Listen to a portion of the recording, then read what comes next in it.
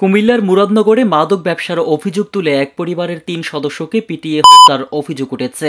নিহতদের মধ্যে ২ নারী রয়েছেন। গুরুতর আহত অবস্থায় হাসপাতালে ভর্তি রয়েছে নিহত রাসেলের স্ত্রী রুমা। বৃহস্পতিবার সকালে উপজেলার বাঙ্গরা বাজার থানার করুইবাড়ি গ্রামে এই মর্মান্তিক ঘটনা ঘটে। নিহতরা হলেন রুবি বেগম, তার ছেলে রাসেল ও মেয়ে জোনাকি আক্তার। স্থানীয়দের ভাষ্যমতে রুবি বেগমের বিরুদ্ধে ৮২টি মাদক মামলা রয়েছে।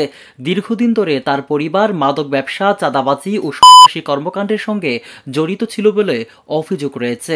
সম্প্রতি এলাকায় মোবাইল চুরিকে কেন্দ্র করে এর জেরে উত্তেজনা বাড়ে।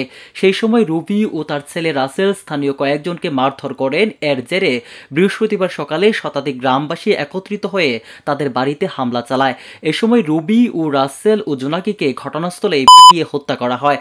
তবে এলাকাবাসীর একটি অংশ দাবি করছে পরিবারটি সম্প্রতি মাদক ব্যবসা থেকে সরে এসেছিল।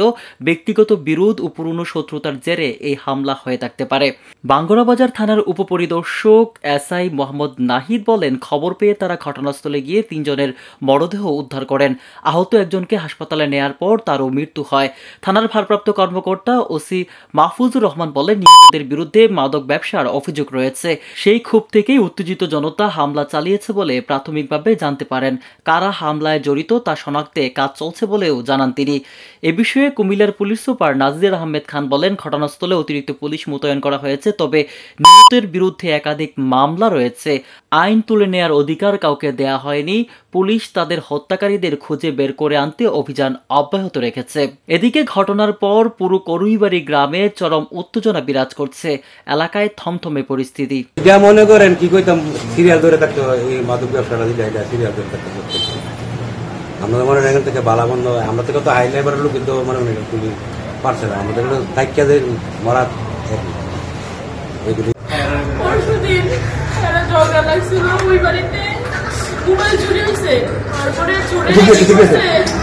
চোরেরা কি করছে, পুরা রাত ধরে মারছে।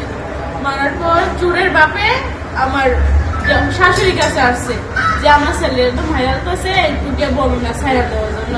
আমার শাশুড়ি গিয়েছে যে পুরা রাত তো তোরা মারছস, এখন ছাইরা দে। তারপরে এরা কি করছে, তোর সময় সে কি করছে, আমার শাশুড়ির মারছে। মারার পরে আমার জামাইরা এখানে দোকান আছে, মোটরসাইকেলের দোকান। কি হয়েছে বস না? কয় মানে কুবাইয়া মারা রয়েছে, জোনাকির কুবাইয়া মারা রয়েছে, আর আমার এতবারে মাসে আমার দেবী হসপিটাল নিতে আছে। তো আমার জামাই কি হয়েছে, মোটরসাইকেলটা মানে কিভাবে আসছে উনি জানে।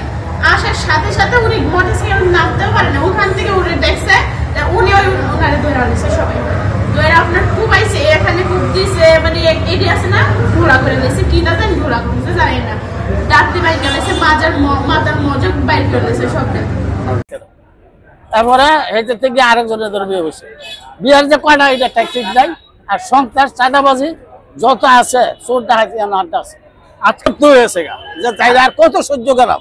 আমাদের 14 গ্রামের লোক এক হইয়া, বুঝলেন, 14 গ্রামের বা বিভিন্ন ইউনিয়নের লোক এক হইয়া এটা শেষ করে দেব, গণভোটের শেষ করে।